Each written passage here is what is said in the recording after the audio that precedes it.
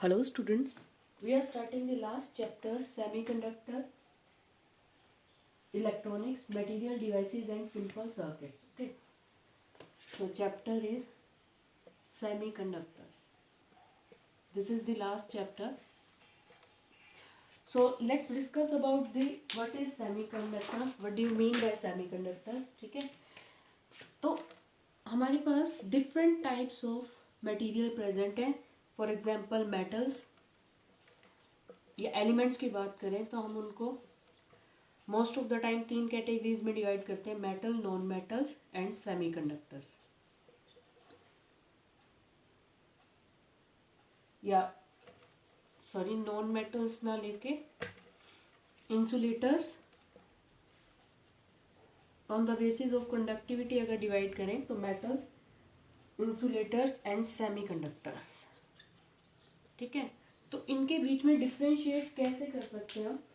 सही है, इनके बीच में डिफ्रेंशिएट कर सकते हैं हम on the basis of their resistivity. ठीक है, किस बेसिस पे कर सकते हैं? On the basis of their resistivity. तो मेटल्स वो सब्सटेंसेस होते हैं जिनकी रेजिस्टिविटी, रो वैल्यू क्या होती है? लोएस्ट. ठीक है, रो क्या है? रेजिस्टिविटी. तो मेटल्स इलेक्ट्रॉन्स के फ्लो को रेजिस्ट नहीं करते हैं. ठीक है, या बहुत कम रेजिस्टेंस शो करते हैं क्योंकि रेजिस्टिविटी क्या है? लो है, कंडक्टिविटी हाई होती है. तो रेजिस्टिविटी की अगर बात करें तो किस रेंज में लाई करती है मेटल्स की रेजिस्टिविटी? मेटल्स की रेजिस्टिविटी लाई करती है 10 raised to the power -2 to 10 raised to the power -8 ohm metre. ठीक है, इस रेंज में रेजिस्टिविटी इनकी लाई करती है. इंसुलेटर्स की अगर हम बात करें तो उनकी रेजिस्टिविटी हाई होती है. ठीक है, rho for insulator is very very high, resistance value उनकी बहुत ज़्यादा होती है. ठीक है, तो किस रेंज में लाई करेंगी ये? 10 raised to the power 8 ohm metre. ठीक है, इस रेंज में इनकी रेजिस्टिविटी वैल्यू लाई करेगी. नेक्स्ट है सेमीकंडक्टर्स. सही है, सेमीकंडक्टर्स की जो रेजिस्टिविटी वैल्यू है ना वो मेटल्स और इंसुलेटर्स के बीच में लाई करती है. ठीक है, ना बहुत ज़्यादा होती है ना बहुत कम होती है, इंटरमीडिएट रहती है उनकी रेजिस्टेंस वैल्यू. ठीक है, तो ये किस रेंज में लाई करेगी? 10 raised to the power 5 to 10 raised to the power 0 ohm metre. इस रेंज में सेमीकंडक्टर्स की रेजिस्टिविटी लाई करती है. ठीक है, तो मेटल्स, इंसुलेटर्स और सेमीकंडक्टर्स को अगर देखें तो उनकी रेजिस्टेंस, जो इनकी सबसे लो रेजिस्टिविटी होती है उनको रख सकते हैं मेटल्स की कैटेगरी में. सही है, इंसुलेटर्स क्या होते हैं जिनकी +8, देखो कहाँ जा रही है इसकी +8, यानी 1 के बाद कितने जीरोज हो जाएंगे? 8 जीरोज. ये 10 की पावर -8 तक, यानी 1 बाई में 10 raised to the power 8, तो 0.000 समथिंग रेजिस्टिविटी होगी. सेमीकंडक्टर्स की रेजिस्टिविटी 10 की पावर 0 कितना होता है? 1 से लेके 10 की पावर 5 तक क्या करती है? 1 to 1 lakh ohm metre resistivity semiconductors की लाई करती है. ठीक है, तो इनकी रेजिस्टेंस वैल्यू डिफरेंट क्यों है? ठीक है, तो इसके हम डिस्कस करेंगे नेक्स्ट टॉपिक में कि कंडक्शन सेमीकंडक्टर्स में किस तरह से होता है. ठीक है, क्यों इसकी जो कंडक्टिविटी है मेटल्स और इंसुलेटर्स के बीच में लाई करती है.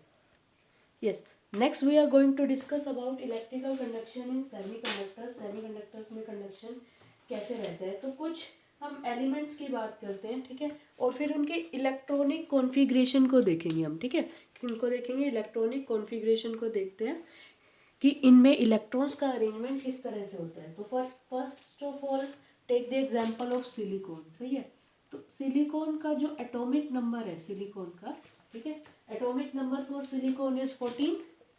तो इसका अगर हम इलेक्ट्रॉन डॉट स्ट्रक्चर बनाएं तो न्यूक्लियस में कितने प्रोटॉन्स होंगे? 14. ठीक है, और इन न्यूक्लियस के सराउंडिंग में कौन रिवॉल्व कर रहा होगा? इलेक्ट्रॉन्स रिवॉल्व कर रहे होंगे. सही है, ठीक है, न्यूक्लियस के सराउंडिंग में कौन रिवॉल्व कर रहे होंगे? इलेक्ट्रॉन्स रिवॉल्व कर रहे होंगे. ये +14 चार्ज है. ठीक है, तो कैसे इलेक्ट्रॉन्स का अरेंजमेंट कैसे होगा? 2a and 4, यानी ये आउटर मोस्ट शेल है. ठीक है, इसके आउटर मोस्ट शेल में कितने इलेक्ट्रॉन्स है? 4. 1 2 3 4 है ना. फर्स्ट शेल में 2 इलेक्ट्रॉन्स, सेकेंड में कितने हैं? 1 2 3 4 5 6 7 8, ठीक है। तो आउटरमोस्ट शेल में कितने इलेक्ट्रॉन्स है?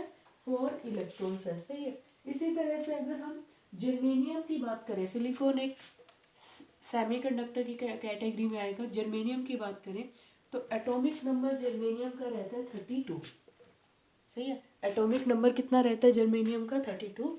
तो यानी इसके न्यूक्लियस में कितने प्रोटॉन्स है? +32। तो इसका इलेक्ट्रॉनिक कॉन्फ़िगरेशन अगर देखें तो कैसा बनेगा? 2 8, ठीक है, 18।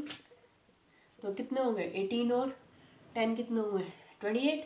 और लास्ट शेल में कितने होंगे? 4। तो लास्ट शेल की बनाती हूँ मैं सपोज, ठीक है। तो लास्ट शेल में कितने इलेक्ट्रॉन्स हैं? 4 इलेक्ट्रॉन्स है, सही है।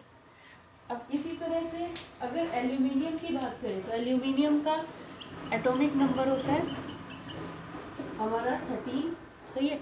एल्यूमिनियम का एटॉमिक नंबर क्या है? 13। तो इसके न्यूक्लियस में +13, ठीक है। और आउटर शोर मोस्ट शेल में कितने इलेक्ट्रॉन्स होंगे? आउटर मोस्ट शेल में ये देखो क्या कॉन्फ़िगरेशन बनेगा? 2 8 3। तो आउटर मोस्ट शेल में कितने इलेक्ट्रॉन्स हैं? 1 2 एंड 3 इलेक्ट्रॉन्स है, सही है, ठीक है। तो इनके जो रेजिस्टेंस वैल्यू है वो डिफरेंट क्यों है? वो देखो कि जो अगर मेटल्स की बात करते हैं सबसे पहले, ठीक है। मेटल्स में ना atoms are lying very close to each other, ठीक है। मेटल्स में क्या होता है? एटम्स बहुत क्लोजली लाई करते हैं। तो क्लोजली लाई करने की वजह से क्या होता है कि जो आउटर मोस्ट शेल के इलेक्ट्रॉन्स है ना, वो क्या होंगे? डिफरेंट एटम्स में क्या होंगे? शेयर होंगे, ठीक है। क्योंकि ऑक्टेट कंप्लीट नहीं है ना, वैलेंस इनका आउटर शेल कंप्लीट नहीं है। आउटर मोस्ट शेल में कितने इलेक्ट्रॉन्स हैं? 3 इलेक्ट्रॉन्स हैं, ठीक है। तो ऑक्टेट कंप्लीट नहीं होने की वजह से ये इलेक्ट्रॉन्स आपस में शेयर हो रहे होंगे, ठीक है। तो ये सब क्या रहते हैं? बिल्कुल एक दूसरे के क्लोज रहते हैं, ठीक है। तो इस फॉर्म में ये क्या बनाएंगे? सॉलिड स्ट्रक्चर बनाएंगे। तो इनके बीच में जो डिस्टेंस है वो किस रेंज तक लाई करता है? 2 to 3 एंगस्ट्रॉम तक लाई करता है। जो इलेक्ट्रॉन से ऑर्बिट के डिस्टेंस का ऑलमोस्ट क्या रहेगा? हमारा डबल रहेगा, सही है, ठीक है। तो इनके जो अगर एक एल्यूमिनियम एटम की बात करें और दूसरे एल्यूमिनियम एटम की बात करें तो इनका जो आउटर मोस्ट शेल है ना वो क्या कर लेता है? ओवरलैप कर जाता है, ठीक है। तो ओवरलैप करने की वजह से क्या होगा? हम इसमें डिस्टिंग्विश नहीं हो सकता कि कौन सा इलेक्ट्रॉन किस एटम का है, ठीक है। तो आउटर मोस्ट शेल के इलेक्ट्रॉन्स शेयर होते रहेंगे, सही है। तो हम इनको कैसे विजुअलाइज कर सकते हैं कि न्यूक्लियस जो है वो पॉजिटिवली चार्ज की फॉर्म में है और इसके सराउंडिंग्स में शेयर्ड इलेक्ट्रॉन्स प्रेजेंट है, ठीक है। इसके सराउंडिंग में शेयर्ड इलेक्ट्रॉन्स है, बट ये शेयर्ड इलेक्ट्रॉन्स को रूम टेम्परेचर पे एनर्जी मिलते ही ये फ्री हो जाते हैं, ठीक है। रूम टेम्परेचर पे एनर्जी मिलते ही क्या हो जाएंगे? ये फ्री हो जाएंगे, ठीक है। तो बहुत ज़्यादा फ्री इलेक्ट्रॉन्स इसमें एक्यूमुलेट कर जाएंगे। फ्री इलेक्ट्रॉन्स कौन से होते हैं? जो अपने एटम से अलग हो जाते हैं, है ना। मेटल्स की यही टेंडेंसी होती है टू लूज द इलेक्ट्रॉन्स।